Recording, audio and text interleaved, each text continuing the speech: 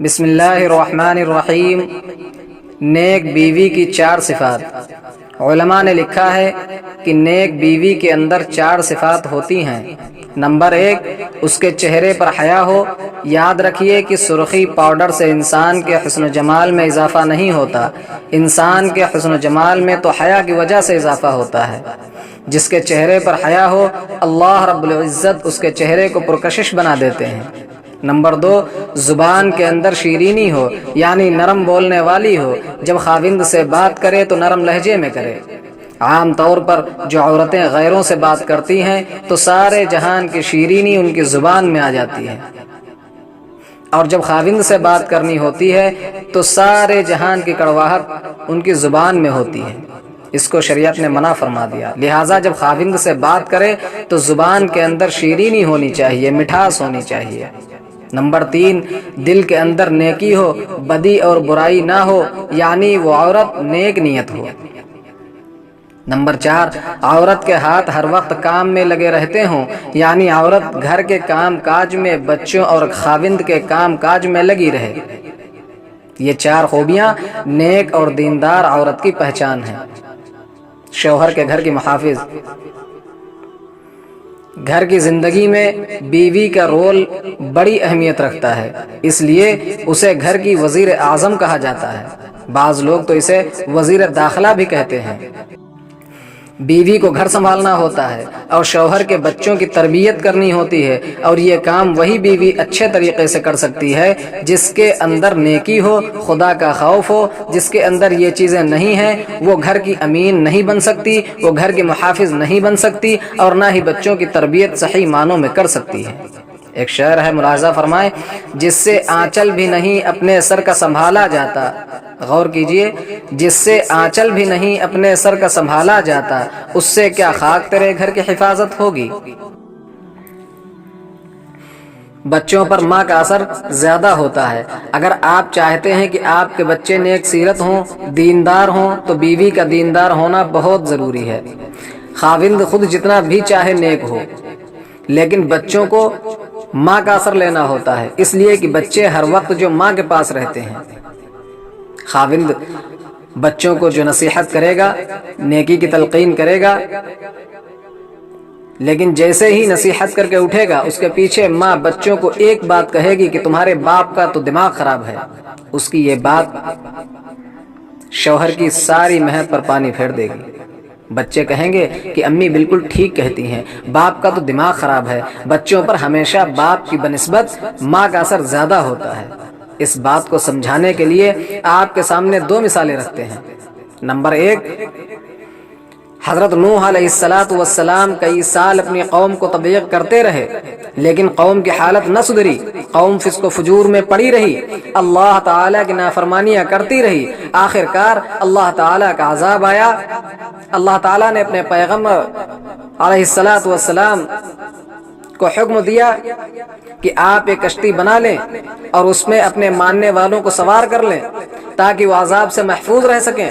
حضرت نوح علیہ السلام نے ایسا ہی کیا۔ قوم پر پانی کا عذاب آیا، اوپر سے بھی پانی برسنے لگا اور نیچے سے بھی پانی ابلنے لگا، پانی کی سطح بلند ہونے لگی۔ حضرت نوح علیہ السلام ایمان والوں کو لے کر کشتی میں سوار ہو گئے۔ وہ دیکھتے ہیں کہ ان کا اپنا بیٹا باہر کھڑا ہے۔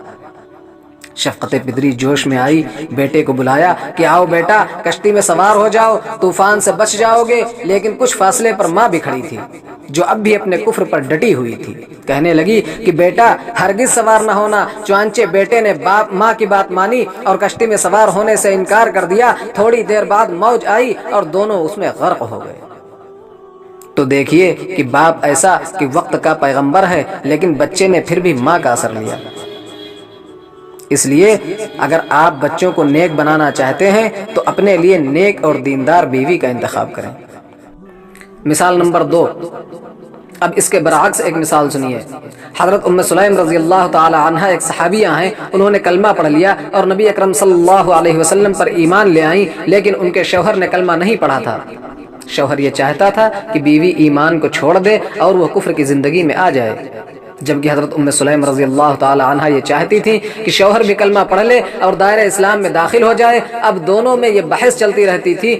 ان کا ایک بیٹا تھا انس، جو بعد میں حضور صلی اللہ علیہ وسلم کا خادم خاص بنا۔ شوہر نے اسے کہا کہ بیٹا، تمہاری امی نے کلمہ پڑھ لیا ہے لیکن میں نے کلمہ نہیں پڑھا، لہٰذا تم بھی کلمہ نہ پڑھنا۔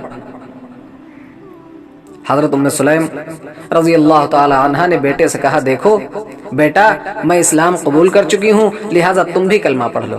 بیٹے نے فوراً کلمہ لا الہ الا اللہ محمد الرسول اللہ پڑھ لیا اور ایمان والی زندگی کو قبول کر لیا۔ تو دیکھیں کہ باپ بھی کافر ہے اور ارد گرد کے لوگ، برادری کے لوگ بھی کفر کی حالت میں ہیں، لیکن ایسے ماحول میں بھی بچے پر اثر کس کا ہوا؟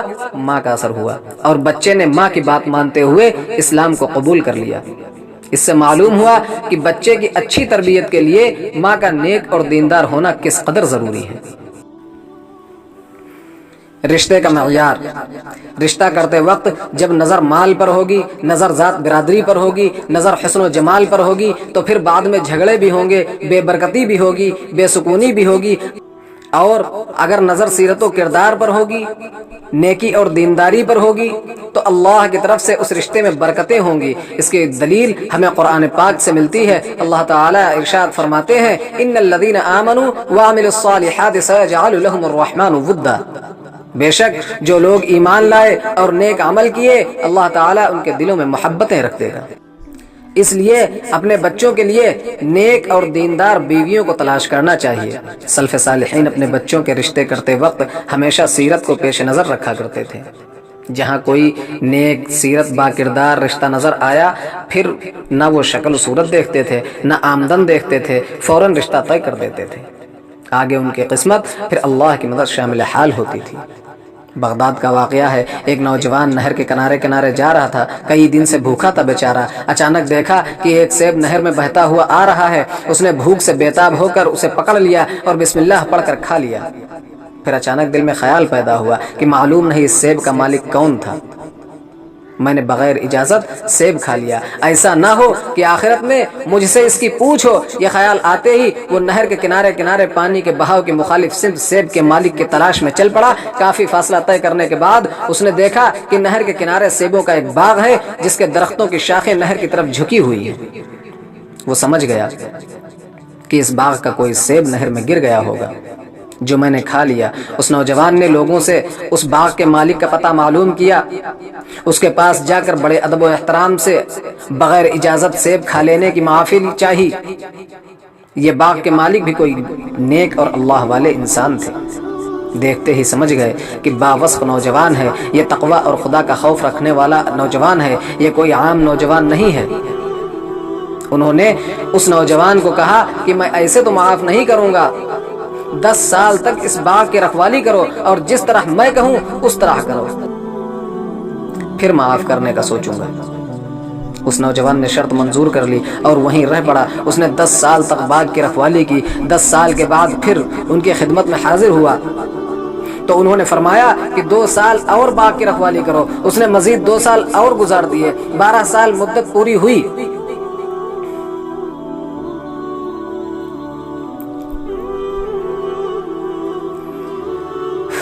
دس سال کے بعد پھر وہ ان کی خدمت میں حاضر ہوا تو انہوں نے فرمایا کہ 2 سال اور باغ کی رکھوالی کرو۔ اس نے مزید 2 سال اور گزار دیے۔ 12 سال کی مدت پوری ہوئی تو اس اللہ والے نے اس کو بلایا اور کہا کہ اب ایک خدمت اور باقی ہے، وہ یہ کہ میری ایک لڑکی ہے جو پاؤں سے لنگڑی ہے، ہاتھوں سے لنجی ہے، کانوں سے بہری ہے اور آنکھوں سے اندھی ہے۔ اس بیچاری کو اپنے نکاح میں لے لو تو اسے بخش دوں گا۔ نوجوان نے یہ شرط بھی منظور کر لی اور اس نیک انسان نے اپنی لخت جگر کا نکاح ان سے کر دیا۔ نکاح کے بعد نوجوان جب پہلی مرتبہ اپنی بیوی کے پاس گیا تو یہ دیکھ کر حیران رہ گیا کہ ان کے تمام اعضاء درست ہیں اور وہ کمال درجے کی حسین ہے۔ دل میں خیال آیا کہ یہ کوئی اور لڑکی ہے۔ اسی وقت باہر نکلا اور اپنے سسر کی خدمت میں حاضر ہو کر واقعہ بیان کیا اور پوچھا کہ یہ وہی ہے یا کوئی اور لڑکی ہے۔ انہوں نے فرمایا یہی میری لخت جگر تمہاری بیوی ہے۔